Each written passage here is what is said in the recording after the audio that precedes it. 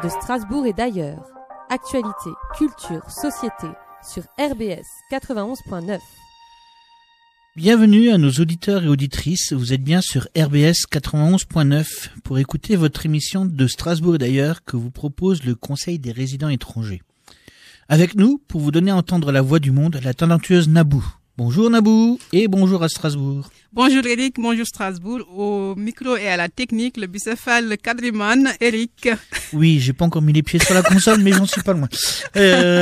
Donc bonjour Strasbourg. Alors, de quoi on parle qu'on parle aujourd'hui de Nabou? Alors aujourd'hui, nous allons parler d'orientation, études, formation, métier, mais l'émission sera axée sur l'apprentissage. D'accord.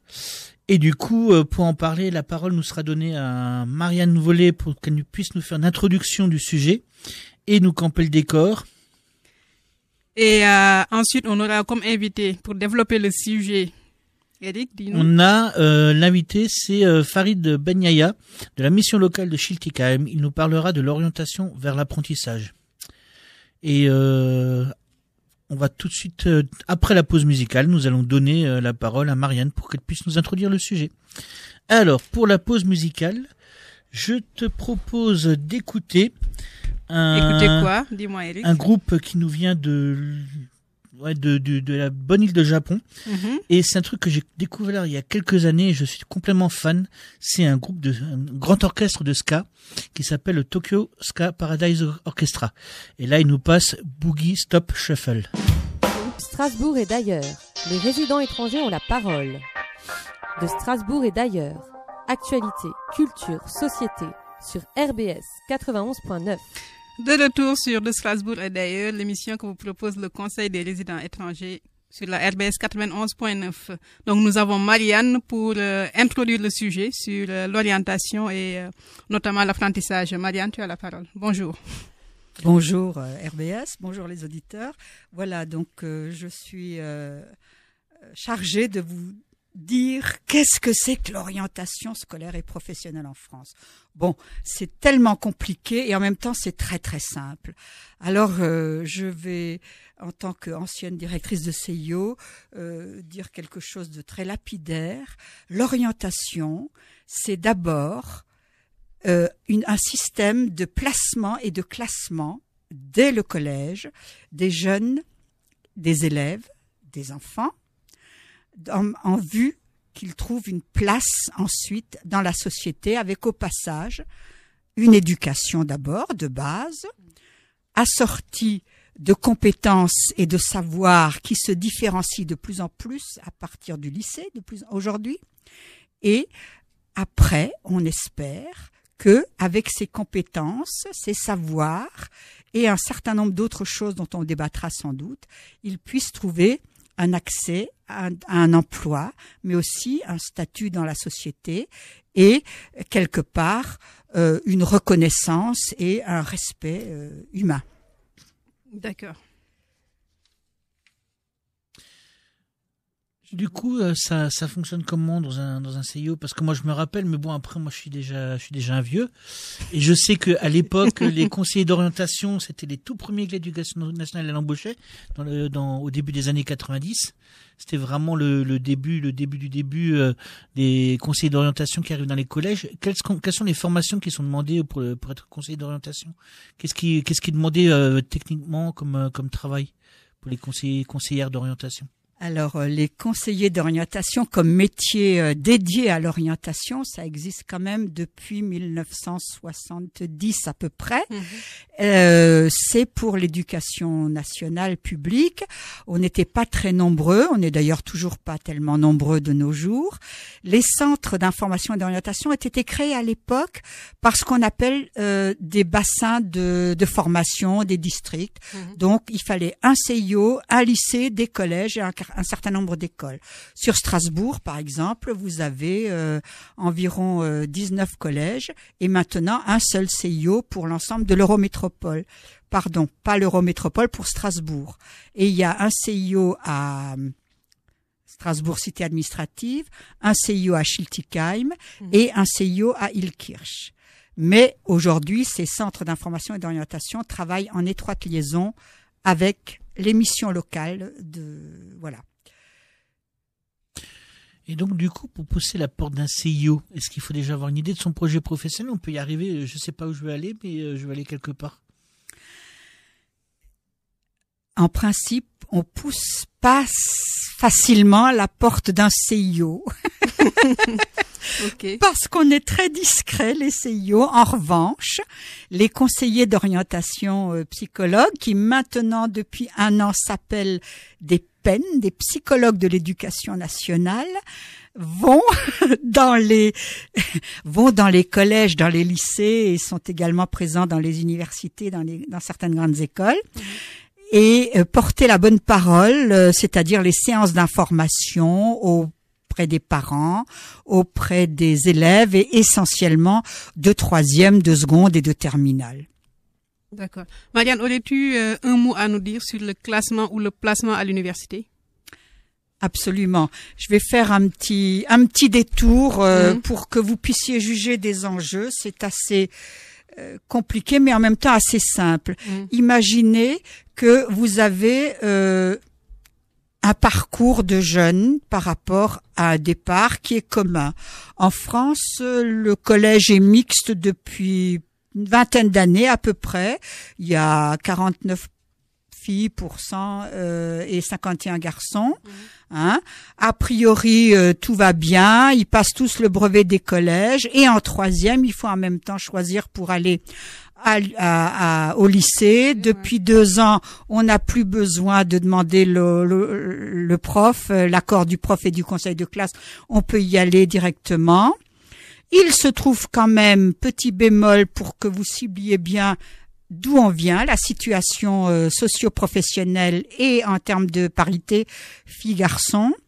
Eh bien, autant le brevet des collèges est à peu près réussi par les garçons et les filles, autant les catégories socio-professionnelles qui vont ensuite aller vers des secondes et des premières générales et des secondes et des premières et des terminales professionnelles, c'est beaucoup moins égal, pour ne pas dire que c'est carrément inégal.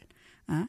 Donc, en clair, il y a quand même encore, pour le brevet des collèges, par exemple, 97% de réussite garçons ou filles mélangés pour les classes favorisées et seulement 79% pour les classes défavorisées.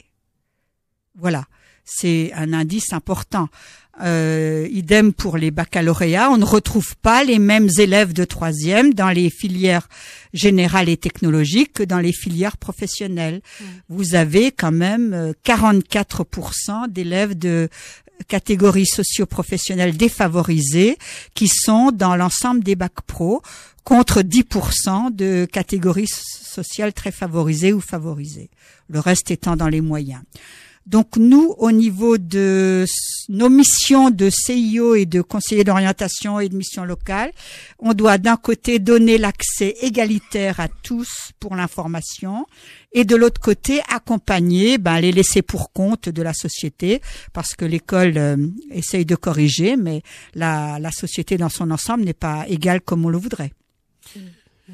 Moi j'ai plusieurs questions parce que il y avait quelque chose qui m'avait déjà beaucoup impressionné à l'époque où j'étais au collège.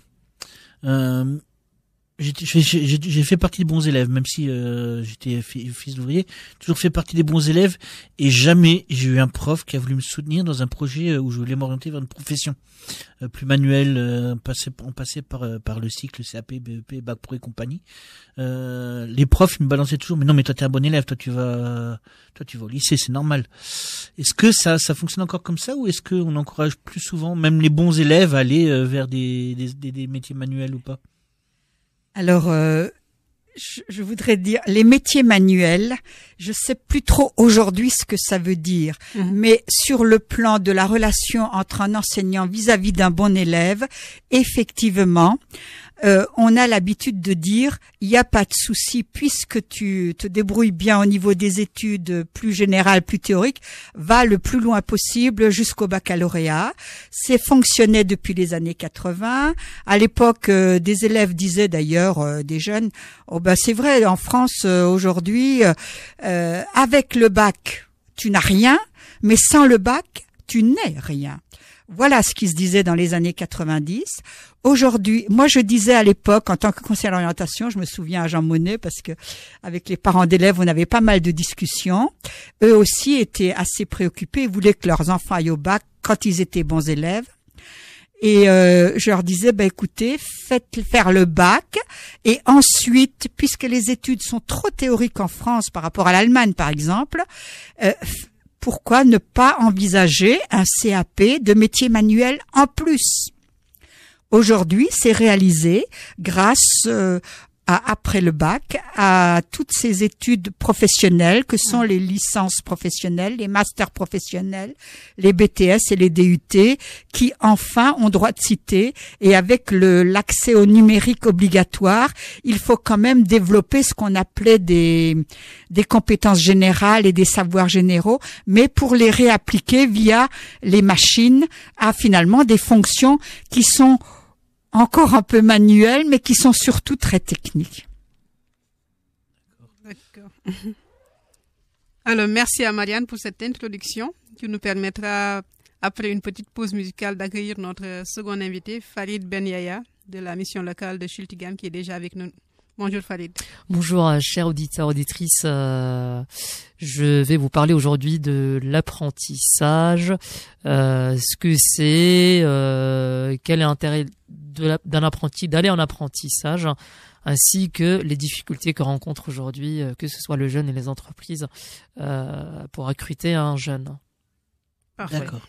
Et du coup, pour la pause musicale, je vous propose d'écouter encore un truc que j'ai découvert, mais il y a vraiment pas très très longtemps.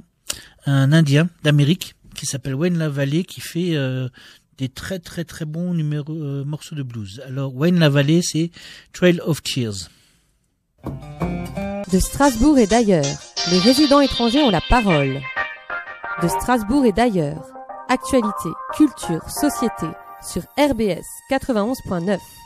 Vous écoutez toujours de Strasbourg et d'ailleurs l'émission que vous propose le Conseil des résidents étrangers sur la RBS 91.9. Alors comme annoncé, nous sommes avec Farid Ben Yahya de la mission locale de Schiltigheim. Donc Farid, nous te laissons te présenter à nos auditrices et auditeurs. Bonjour chers auditeurs, auditrices. Donc je suis Farid Ben Yahya, je travaille pour la mission locale et relais emploi de Schiltigheim depuis 2015. Je travaille spécifiquement sur un dispositif d'État qui s'appelle la garantie jeune. Donc nous accompagnons une cohorte de jeunes pendant un an afin de développer ce qu'on appelle l'autonomie, les amener vers un emploi ou un apprentissage ou un contrat de professionnalisation, mais aussi les accompagner à réaliser un minimum de jours ou d'expérience professionnelle, à savoir 80 jours en entreprise. D'accord. Du coup, est-ce que vous pouvez nous expliquer rapidement en quoi consiste l'apprentissage dans ce cadre-là et même de manière générale, l'intérêt pour le public, pour l'employeur, pour d'autres personnes encore, si jamais on sait. Alors l'apprentissage, c'est d'initier un jeune à un métier, à une posture professionnelle. Donc le jeune apprend à se connaître et à connaître les autres. Est également un chemin d'initiation. Donc l'apprentissage allie à la fois la partie théorique et la partie pratique via les CFA en fait, et ils sont accompagnés par un tuteur. L'intérêt pour l'employeur est multiple. Donc c'est dans un premier temps effectivement l'optimisation des coûts, la formation, la transmission de savoir, surtout quand on parle aujourd'hui de ce qu'on appelle des contrats de génération. Donc on essaye effectivement de passer le flambeau aux jeunes aujourd'hui pour que effectivement les jeunes puissent participer à la construction effectivement et continuer à construire la France. Donc l'âge, et comme elle a dit tout à l'heure notre chère collègue, c'est vrai, on peut partir à partir de 15 ans, voire 16 ans, à 25 ans. Il y a une particularité en Alsace depuis, dans la région de Grand Est, depuis 2016, donc l'apprentissage peut aller jusqu'à 30 ans. Alors qu'est-ce qui motive un jeune aujourd'hui d'aller choisir ce qu'on appelle l'apprentissage ? C'est, comme on avait dit tout à l'heure aussi, un signe de reconnaissance, le statut, le sens des responsabilités, l'apprentissage d'un métier, la transmission d'un savoir savant également à l'école, mais aussi un savoir pratique, la facilité bien sûr par la suite d'intégrer le monde du travail, à savoir qu'une première année pour un jeune est considérée comme un premier pas vers le monde du travail. Il se sent quelque part aussi un acteur majeur de demain. Donc l'apprentissage également un double enjeu effectivement pour le jeune, c'est à la fois donc bénéficier d'une acquisition d'expérience professionnelle et d'un diplôme, mais aussi d'obtenir une rémunération qui est bien sûr calculée en fonction de son âge. D'accord. Alors, pour faire le lien entre l'apprentissage et l'orientation, pensez-vous que la loi sur l'orientation de 1989 visant à conduire 80% d'une classe d'âge au baccalauréat a pu avoir un effet délétère sur la valorisation de la voie professionnelle? Alors l'objectif, j'ai effectué quelques lectures, l'objectif de la loi sur l'orientation de 1989 n'a pas été atteinte, donc je pense qu'elle n'a pas eu un impact direct sur la baisse des taux de l'apprentissage.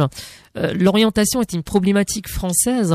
On a toujours constaté que les élèves issus donc des métiers aisés ont toujours eu l'opportunité d'accéder à des études supérieures ou représentées par des filières prestigieuses, alors que les élèves qui ont des bas de qualification ont toujours été orientés vers ces filières de l'apprentissage, comme disait tout à l'heure les filières manuelles. D'accord. Oui, enfin ça c'est un peu ce que disait Bourdieu dans la reproduction sociale. En fait, c'est le milieu dans lequel on vit qui influe aussi sur la qualité des études qu'on va avoir. Mais est-ce qu'il y a possibilité aussi dans l'orientation quelqu'un qui malgré un milieu qui ne l'aide pas forcément culturellement, qui puisse aussi aller plus vers une profession dont il aurait plus envie? Alors, l'apprentissage aujourd'hui a évolué. Donc aujourd'hui, nous constatons donc des programmes mis en place donc par l'éducation nationale, des programmes d'éducation à l'orientation avec des objectifs définis par des textes réglementaires. Il s'agit par exemple de faire en sorte que le jeune soit en mesure de gérer lui-même son orientation. On l'aide à enrichir ses représentations professionnelles. On cherche aussi à favoriser l'émergence de l'image de soi ou l'image positive. On l'accompagne dans le développement des compétences utiles pour s'orienter, par exemple apprendre à explorer une base de données, s'auto-évaluer, analyser une situation en termes d'avantages et d'inconvénients, comment se décider. Donc on remarque plusieurs activités. Celles qui m'ont vraiment frappé, ce sont des activités telles que des exercices spécifiques, des actions d'information et de mise en situation ou en relation avec les employeurs. Donc aujourd'hui, donc l'apprentissage n'est pas uniquement pour les métiers manuels. Aujourd'hui, on regarde que par exemple dans le CNAM, pratiquement toutes les études sont par le biais de l'apprentissage, et on va jusqu'aux écoles des écoles d'ingénieurs. D'accord. Alors, dans le système scolaire français, l'orientation vers une voie professionnelle, c'est souvent considéré comme une orientation par défaut. Elle s'est destinée aux élèves les plus en difficulté, et il y a de nombreuses campagnes de revalorisation qui étaient lancées dans les années 90, et ça n'a pas changé grand-chose. Est-ce que vous êtes d'accord avec cette affirmation? Est-ce que vous pensez que cette mauvaise réputation peut ôter l'envie à certains jeunes de se lancer dans ces filières? Alors, l'image qu'on a donnée de l'apprentissage en France, elle est très, très, comme je disais, très négative. Mais aujourd'hui, grâce effectivement grâce au travail que mènent les CIO et les missions locales, je pense que nous arrivons aujourd'hui avec des programmes vraiment bien définis au sein des missions locales, des visites d'entreprise, on fait intervenir effectivement des employeurs, on fait des sorties en entreprise, on amène les jeunes à faire des enquêtes métiers. Et ça permet aux jeunes effectivement de changer leur représentation effectivement du métier. Aujourd'hui, on est en train d'évoluer en matière d'apprentissage, et moi-même j'accompagne dans le cadre de la garantie jeune un certain nombre qui avaient comme projet uniquement de trouver un emploi. Grâce effectivement à mes collègues, nous avons réussi à les accompagner vers l'apprentissage, et à ce jour ils sont à ce jour, ils sont satisfaits, à savoir que c'est également des jeunes qui ont des parcours très très très difficiles. Donc on a réussi à créer ce qu'on appelle la confiance et la motivation. D'accord. Alors, la mauvaise réputation de la formation professionnelle conduit à un paradoxe dans l'orientation. Et généralement, on impose aux jeunes les plus en difficulté de transformer en projet personnel leur orientation dans ces filières qu'ils n'ont pas réellement choisies, sans en avoir les ressources scolaires, puisque l'apprentissage, comme vous l'avez dit, combine l'expérience sur le terrain, mais aussi des cours. Comment accompagne-t-on ces jeunes pour leur permettre de réussir, en fait, malgré tout ça? Tout à fait. On est en 2018, les cultures évoluent, la mentalité de la jeunesse évolue également. Je pense que la réussite d'un apprentissage découle d'une réelle symbiose entre la trilogie, entre le jeune, le tuteur et l'école.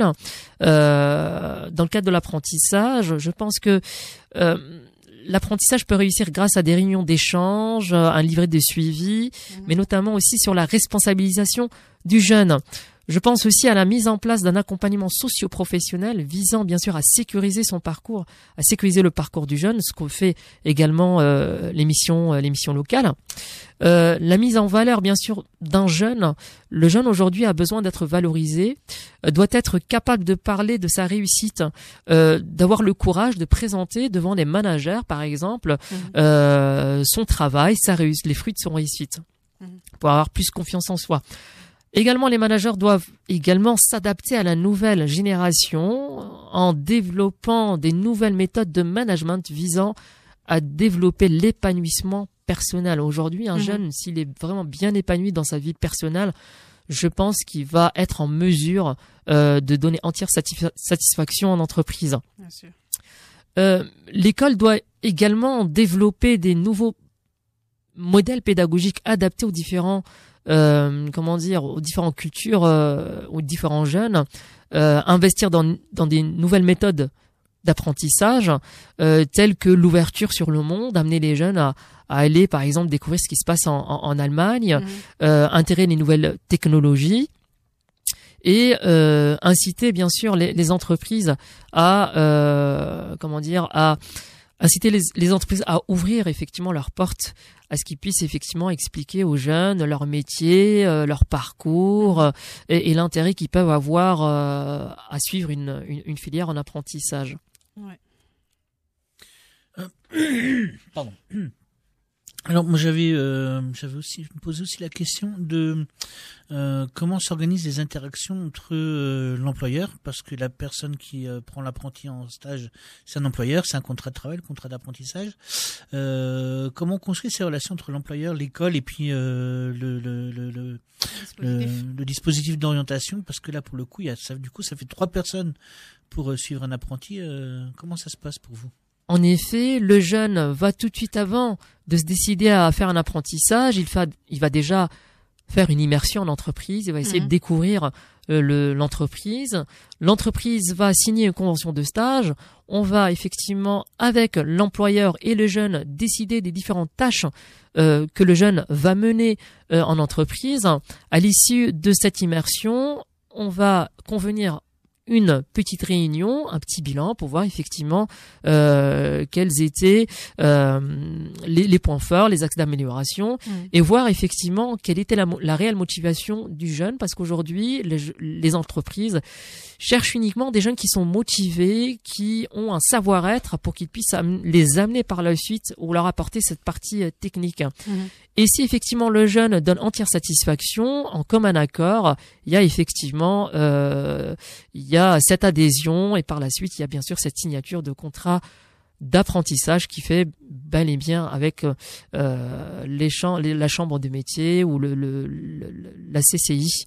Bien sûr. Donc on est là, on accompagne effectivement l'entreprise dans ses démarches administratives. On fait les calculs des coûts. On leur présente les différentes aides de la région, que ce soit pour outiller le jeune en matériel, en tenue professionnelle. Et effectivement, on essaye de travailler également avec le jeune pour voir effectivement s'il a tout ce qu'il faut avant d'intégrer, avant de démarrer son contrat de travail, pour voir quelles sont les aides qu'on pourrait de notre côté mobiliser à ce qu'il puisse intégrer tout sereinement l'apprentissage. Du coup, ça m'amène encore une autre question, parce que là j'ai un exemple très très précis en tête d'un copain pour qui son apprentissage s'était très très très mal passé, qui était pâtissier, qui était pâtissier de restaurant chez un très célèbre restaurateur à grand chapeau rond qui passe très souvent devant les prud'hommes en ce moment. Son apprentissage s'était très mal passé parce que rien n'était respecté dans ses conditions d'apprentissage. Lui, il apprenait pas grand-chose et il bossait à peu près 18 heures par jour avec la nécessité de devoir payer un loyer quasi équivalent à son salaire d'apprenti. Du coup, quand ça se passe mal, qui fait quoi? Qui peut faire quoi? Quel pouvoir d'agir là-dedans? Alors, quand ça se passe mal avec le patron, avec l'organisme de formation. Alors, quand ça se passe mal, on essaie d'intervenir, on essaie de comprendre si effectivement il y a des difficultés au niveau de l'apprentissage, au niveau de la compréhension. On essaie de voir effectivement avec les CFA qu'est-ce qu'ils peuvent mettre en place pour effectivement apporter ou essayer de repêcher ce jeune-là des cours de soutien. J'ai également des jeunes dans ce cas de figure. Donc on essaie de trouver des solutions en ce sens. Après, il peut y avoir aussi des difficultés d'ordre juridique. Il peut y avoir des relations interpersonnelles un peu compliquées et complexes, et il peut y avoir de l'harcèlement moral. On ne vous donne pas du travail, donc là on rentre vraiment dans le juridique. Et avant effectivement d'effectuer une rupture du contrat de travail, on essaye d'orienter effectivement les jeunes vers des associations telles que le Viaduc, cette association, en fonction des cas, elle peut renseigner, conseiller les jeunes avant de faire quoi que ce soit. D'accord. Je voudrais ajouter, parce que faut distinguer deux choses. Oui, la formation professionnelle et l'apprentissage, ce n'est pas la même chose, mais l'apprentissage fait simplement partie de la formation professionnelle. Exemple, en Alsace, dans notre académie, vous avez 15 000 apprentis et 18 000 jeunes qui sont actuellement, en 2017, qui étaient en formation professionnelle, de la seconde jusqu'au baccalauréat. Simplement, d'un côté, il y a orientation vers la voie professionnelle avec la juridiction réglementaire de l'éducation nationale qui s'applique aussi au privé sous contrat. Et donc, un jeune trouve une place. À partir du moment où il a formulé des vœux et en fonction des places disponibles par spécialité. Il peut y avoir de l'encombrement parce que, par exemple, le lycée Gutenberg est très convoité à cause du design, etc. Et d'autre part, c'est moins une histoire là d'inégalité sociale au départ que de choix préférentiels de certaines spécialités qui ont la cote par rapport à d'autres. De manière générale, c'est vrai aussi en apprentissage, pour les mêmes raisons, mais il y a quelque chose de très important que mon collègue vient de souligner. C'est d'abord un travail, et c'est un contrat de travail, et in fine, quel que soit le CFA, public ou privé, c'est l'employeur qui choisit, et je pèse mon mot, il sélectionne la jeune fille ou le jeune homme dont il a besoin et qu'il a envie de prendre ou de ne pas prendre. Pour avoir travaillé comme pendant 10 ans aux problématiques, disons, des conflits entre jeunes employeurs et apprentis, c'est très compliqué parce que ça frise la rupture du contrat de travail. Quand on a 15-16 ans ou même 18 ans, c'est pas évident de comprendre cela parce que on voit d'abord qu'on fait une formation avec de l'alternance, avec des stages dans le cas du lycée, où les stages de bac pro deviennent de plus en plus longs, c'est quand même 2 mois de stage, et de l'autre côté, un autre type d'alternance où en plus on est payé et on peut avoir une relation privilégiée. Mais dans le cas où ça se passe mal, c'est vraiment là l'entrée dans la responsabilité de l'univers du travail. On n'est plus au collège avec une punition ou une sanction. On est dans le domaine juridique et avant toutes les associations, ma première recommandation, c'était d'aller voir l'inspecteur du travail. Et donc l'inspecteur de l'apprentissage, que ça soit de la chambre des métiers ou de la chambre de commerce ou d'industrie, parce que ce sont les premières personnes habilitées à recueillir, disons, des faits liés à un conflit de travail. D'accord. Merci Marianne pour cette précision. Farid, tu voulais rajouter quelque chose? Je pense que j'ai fait le tour humblement sur la question de l'apprentissage sous contrôle de la personne spécialiste en orientation, et je pense qu'on a été complémentaires. Bien sûr, tout à fait. Oui. Ouais. Tout à fait. Je suis en train de réfléchir, j'ai une question qui m'est venue, mais elle est venue, elle est partie. Oui, voilà, c'était sur la question de, parce que je sais que oui, non, mais là c'est très précis. Alors je sais pas si vous avez la réponse. C'est sur la formation du brevet de maîtrise. Est-ce qu'ils ont, est-ce que on continue par après dans le temps, est-ce que parce que pour accueillir un apprenti, il faut que le patron, faut qu'il y ait au moins une personne de son staff qui a un brevet de maîtrise dans le domaine de l'apprentissage. C'est la loi locale. Ça fonctionne pas au national? D'accord. Donc j'étais resté sur la loi locale.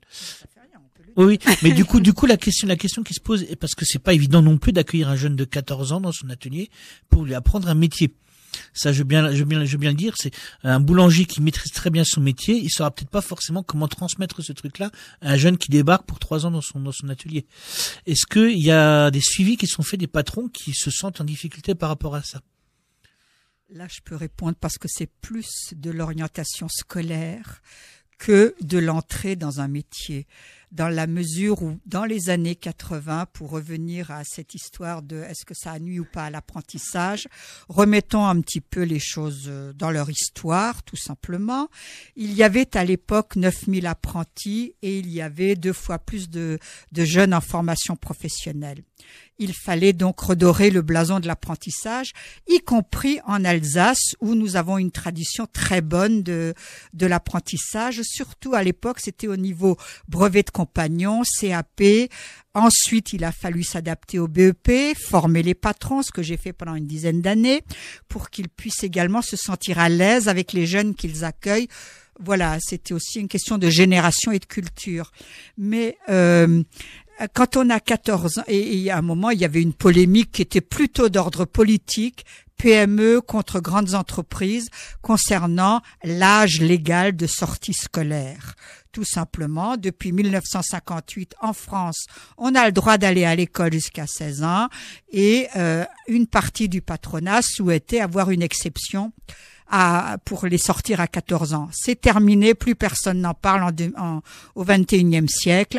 En revanche, maintenant, tout le monde est d'accord pour que l'apprentissage, quand je dis tout le monde, c'est les familles, les jeunes et aussi les entreprises, aimeraient bien avoir plus d'apprentis, mais plus d'avantages de part et d'autre. Du côté de l'entreprise pour pouvoir les accueillir correctement, ce qui n'est pas le cas en France. En Allemagne, vous avez des écoles et des locaux dédiés et des entreprises qui peuvent accueillir 3, 4, 5 apprentis à la fois. C'est pas tout à fait la même chose avec les toutes petites entreprises artisanales qu'on a en Alsace. Il y a un problème réel, quoi. Voilà. Et de l'autre côté, les jeunes, tant qu'à faire une formation professionnelle, ça fait des décennies que 1/3 des jeunes veulent faire une formation professionnelle. Aujourd'hui, c'est au niveau BTS. Leur représentation, leurs envies, c'est d'aller jusqu'au BTS. On commence peut-être par un CAP quand il existe encore, mais on commence par un bac pro puis un BTS. Et après, on va plus loin tout en travaillant à l'entreprise. Je me souviens d'un de mes élèves qui occupe de très hautes fonctions maintenant chez Würth Eierstein et qui a commencé après le bac pro en alternance et qui a continué. Voilà. Donc l'enjeu, il est là. Il est dans la possibilité pour les entreprises d'accueillir correctement, pour les CFA de former correctement. On est passé de 360 heures théoriques il y a 30 ans à 640 aujourd'hui. C'est quand même mieux. Ah oui. Exactement. Alors, une dernière question pour Farid sur le choix des filières. Donc, est-ce qu'il y a des filières qui ont du mal à attirer et Alors, d'autres dont les places sont chères?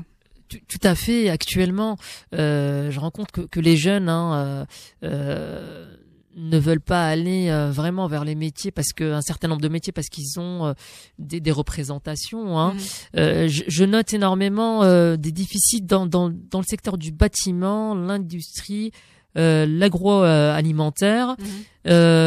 Mais également les métiers de la bouche. On a du mal, par exemple, j'ai eu du mal à trouver un poissonnier, par exemple. Ah ouais. Voilà. Ouais.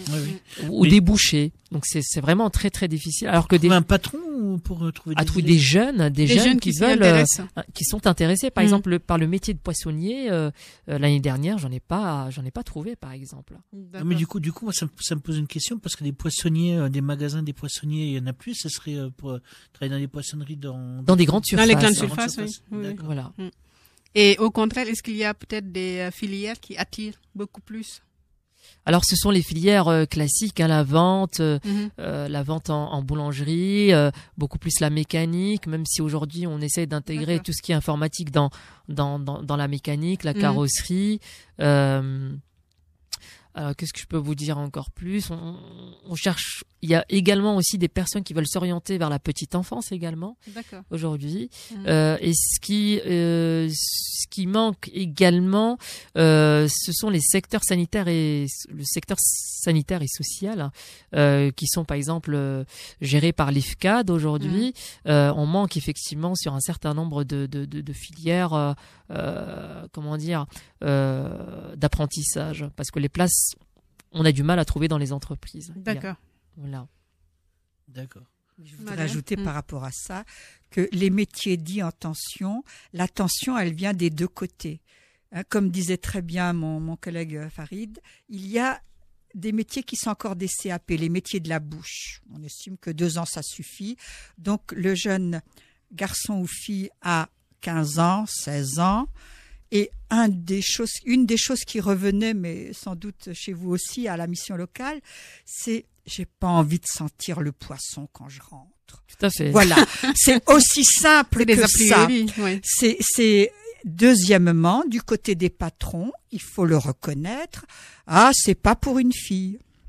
Voilà. Okay. Donc, il y a des freins qui s'installent d'eux-mêmes dans les cultures, quoi. Hein, mais les mentalités ont évolué depuis le temps. Les mentalités n'ont pas évolué tant que ça. D'accord. Elles ont évolué surtout avec les bachelières et les bacheliers, hein, mais pas avec les catégories socio-professionnelles de même manière. Pour vous donner une idée très simple, eh bien, au niveau des baccalauréats, vous avez une certaine égalité garçon-fille au niveau des bacs généraux.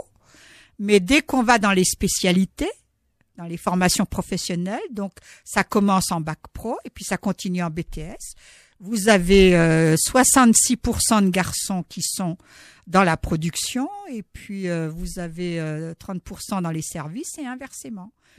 Voilà, c'est aussi bête que ça. Je partage son idée.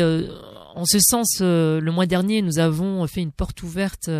Nous avons fait une visite du technicentre de la SNCF à Bischheim, et le but étant de rendre les métiers masculins un peu beaucoup plus féminins. Donc on a intégré des filles pour qu'ils puissent voir que les filles aussi ont le droit d'occuper un poste à responsabilité. Ouais. Par ailleurs, nous sommes aussi en train de travailler sur un projet au niveau national je filme mon métier, et la catégorie qu'on a choisie, ce sont les métiers d'hommes où les femmes vont y aller. Donc là, on est par exemple, si on a une jeune qui va aller sur un métier d'agent de sûreté aéroportuaire, on est en train de travailler là-dessus. Donc on est en train d'essayer de travailler sur cette égalité, voilà, homme-femme. Oui. Du coup, on risque d'avoir de plus en plus de femmes maçons, de femmes bûcherons ou des choses comme ça aussi, quoi. Pourquoi pas? C'est ce qu'il faut. Il y en avait au Moyen-Âge sans problème. Hein. Oui, oui. Mais apparemment, le Moyen-Âge, c'était une époque où l'égalité homme-femme était beaucoup moins remise en question que maintenant. Aujourd'hui, ouais.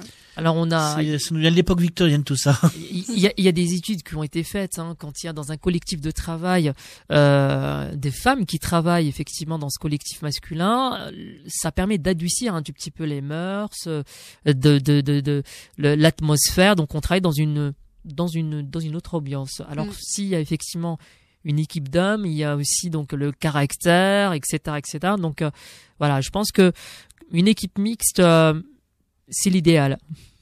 Oui, c'est D'accord. tout mélange. Moi, je vous propose de faire une petite pause musicale. Et de remercier peut-être Farid d'avoir... Oui, mais ça, c'est Merci. pas Avant la tout le pause, temps. merci Moi, d'avoir j'oublie tout le accepté temps. notre invitation. Merci à vous. Et c'est cette un intéressante plaisir. intervention avec Marianne en toute complémentarité. Merci beaucoup. Petite pause musicale. Eric, qu'est-ce que Alors, tu nous sur la proposes? pause musicale, je vais d'abord vous dire c'est un guitariste brésilien, un guitariste chanteur qui est très connu, Seu Jorge. Par contre, il va nous jouer un morceau qui est très connu. Alors, je vous propose à vous d'essayer de deviner ce que c'est. Alors, je vous lance la chanson et après, vous me direz si vous avez reconnu. Et on gagne quoi? Extra Charlie Take 3. Strasbourg et d'ailleurs, les résidents étrangers ont la parole. De Strasbourg et d'ailleurs, actualité, culture, société, sur RBS 91.9. Vous écoutez toujours et encore de Strasbourg et d'ailleurs l'émission que vous propose le Conseil des résidents étrangers sur la RBS 91.9. Alors, t'as deviné le chanteur? Enfin, la chanson? Non, À mais la je base, l'ai c'était en Starman. tête en fait. C'était Starman, la chanson de David Bowie. Bon, Voilà. pas Donc, grave. du Alors coup, Eric, qu'est-ce que tu as à nous proposer Voilà. pour la fin? pour le coup, on a, avec des membres du Conseil des résidents étrangers, on a fait un communiqué de presse, une déclaration qu'on a écrite déjà depuis près d'un mois, qui date du 13 janvier 2018, qu'on avait adopté en assemblée plénière, et il me semble important de pouvoir en donner lecture à toutes les personnes qui sont, à tous les auditeurs et toutes les auditrices de notre émission. Donc, déclaration du 13 janvier 2018. Le Conseil des résidents étrangers et des résidentes étrangères s'exprime sur la circulaire du 12 décembre 2017 organisant le tri des personnes étrangères dans les centres d'hébergement. L'accueil des migrants et des migrantes, des réfugiés et des réfugiés qui sont forcés à l'exil du fait des circonstances tragiques doit donner lieu à d'autres réponses. Le maire de Strasbourg s'est engagé au-delà des compétences dévolues aux collectivités territoriales en affectant un budget pour créer 100 places d'hébergement supplémentaires. Le CRE soutient le maire dans sa volonté de co-construire avec l'État une politique d'immigration respectueuse des droits et des valeurs d'accueil. Nous nous accordons ici pour dire que ces initiatives vont dans le bon sens et nous souhaitons être des acteurs et des actrices engagés à l'échelle de la ville de Strasbourg de cette co-construction. La circulaire du 12 décembre 2017 relative à l'examen des situations administratives dans l'hébergement d'urgence ne s'inscrit malheureusement pas dans cette démarche d'ouverture, de solidarité et d'humanité. En conditionnant l'orientation des demandeurs et des demandeuses d'asile, des réfugiés ou déboutés vers un hébergement à l'examen de la situation administrative des personnes concernées heurte gravement la tradition d'accueil d'enfants, de femmes et d'hommes en situation de désarroi que Strasbourg a toujours défendu. Elle remet en cause le principe d'accueil inconditionnel en hébergement d'urgence prévu par la loi au profit de toute personne sans abri en situation de détresse médicale, psychique ou sociale. Aussi, nous, Conseil des résidents étrangers et des résidentes étrangères de la ville de Strasbourg, soucieux et soucieuses d'une approche conforme à la tradition juridique française, déclarons soutenir le recours formé devant le Conseil d'État par les associations suivantes.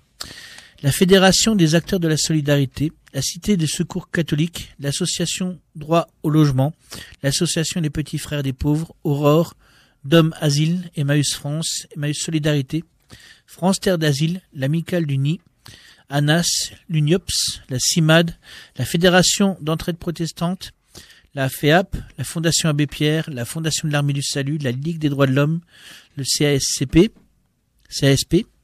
le Centre Primo Levi, Gisti, le Refuge, le Secours catholique, Médecins du Monde, Médecins sans frontières et Opélia. Nous appelons tous les citoyens et toutes les citoyennes désireux de construire une société juste et solidaire à soutenir notre déclaration en demandant une suspension de la circulaire du 12 décembre 2017 organisant le tri des personnes en fonction de leur situation administrative et au gouvernement de co-construire avec l'ensemble des acteurs et des actrices concernés une véritable politique de l'immigration. Le Conseil des résidents étrangers de la ville de Strasbourg, capitale européenne des droits de l'homme, y prendra toute sa part. Merci Eric pour ce communiqué qui sera peut-être publié sur la page Facebook de Strasbourg et d'ailleurs. Voilà, notre émission elle se finit. Rendez-vous la semaine prochaine, même jour, même heure. N'oubliez pas de liker notre page Facebook. Et tout de suite, nous allons donner la parole à nos amis d'Afrique Hebdo.